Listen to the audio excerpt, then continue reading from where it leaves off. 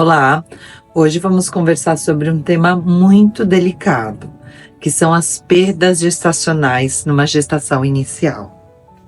Quais são os tipos de perdas gestacionais que nós temos?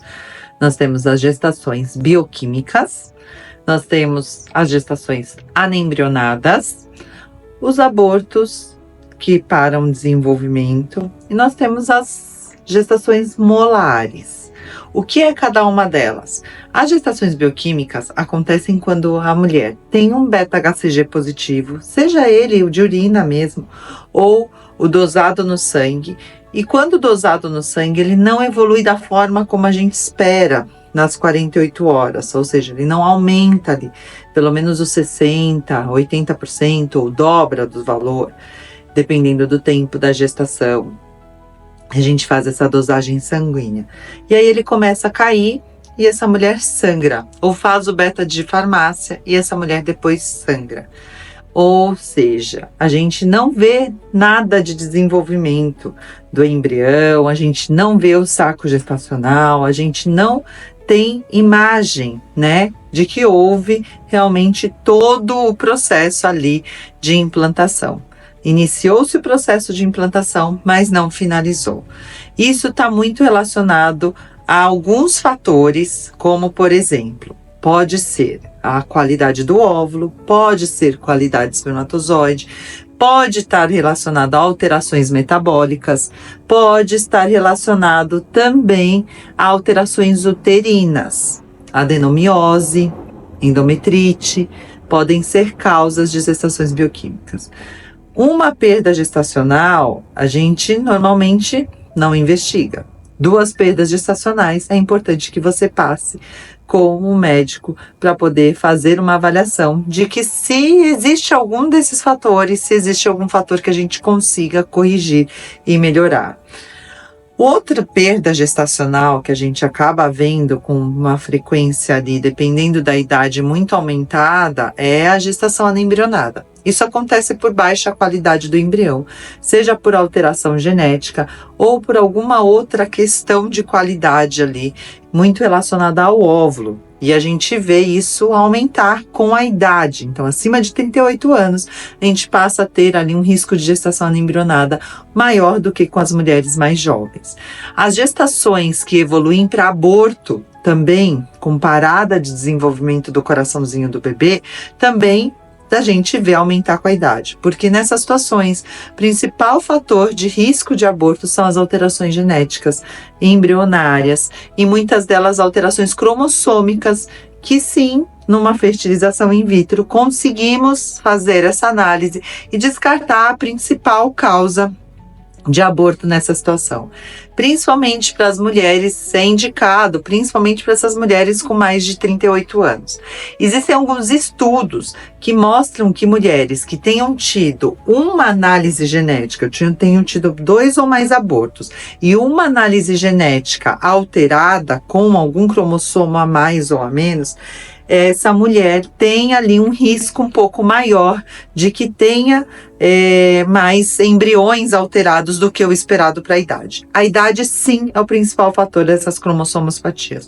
No entanto, temos que pensar em outras causas para as mulheres que têm mais de 2 abortos, que também quando a gente investiga. As trombofilias podem ser causa de até 15 a 17% quando essa mulher tem mais de 2 abortos, então deve ser investigada. E eu vim investigar trombofilias numa mulher que teve perda gestacional como gestação bioquímica. Existem alguns estudos que também mostram que essas mulheres também têm um risco maior de que se encontre a trombofilia. Lembrar sempre nesses casos de aborto de repetição, que são 2 ou mais perdas gestacionais, da gente realizar o cariótipo deste casal, tanto do homem quanto da mulher.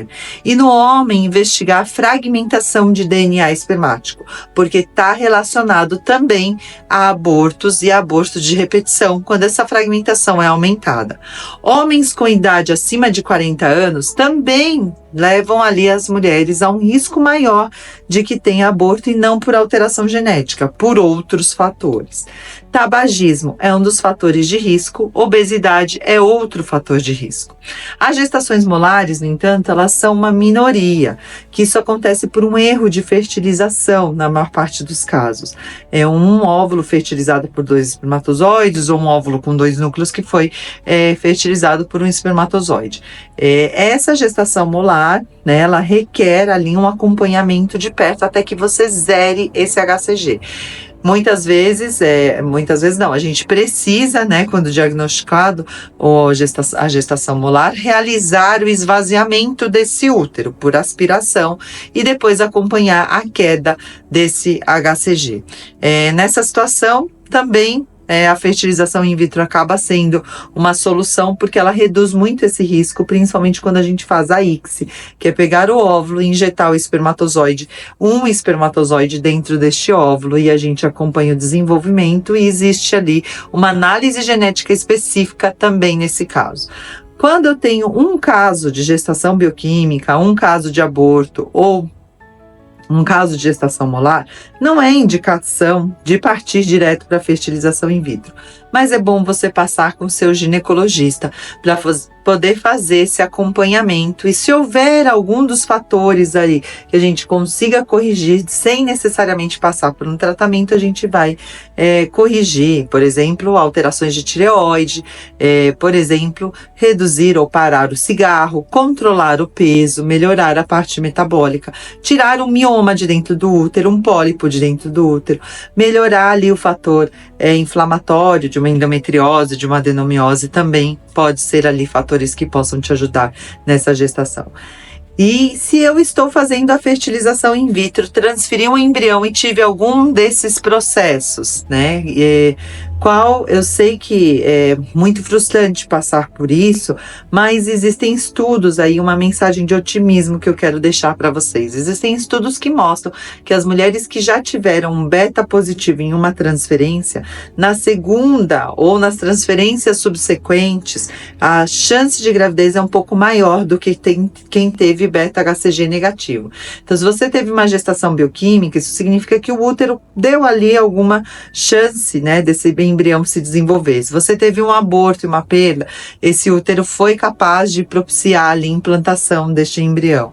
E se você, claro, já teve uma gestação anterior a essa situação, que nesse acompanhamento eles tiveram ali maior chance de sucesso numa segunda transferência, quando a mulher já teve o bebê em casa. Mas tendo um beta-HCG positivo, a chance de que esse tratamento dê certo numa próxima tentativa, ela é um pouco maior. Então, não desista, passe com seu médico, passe por avaliação, faça o acompanhamento psicológico, porque você está perto de realizar esse sonho. Um beijo, até o próximo vídeo, nos siga, e se tiver alguma dúvida em relação a essa questão, pode deixar aqui, terei o maior prazer em respondê-los. Um beijo.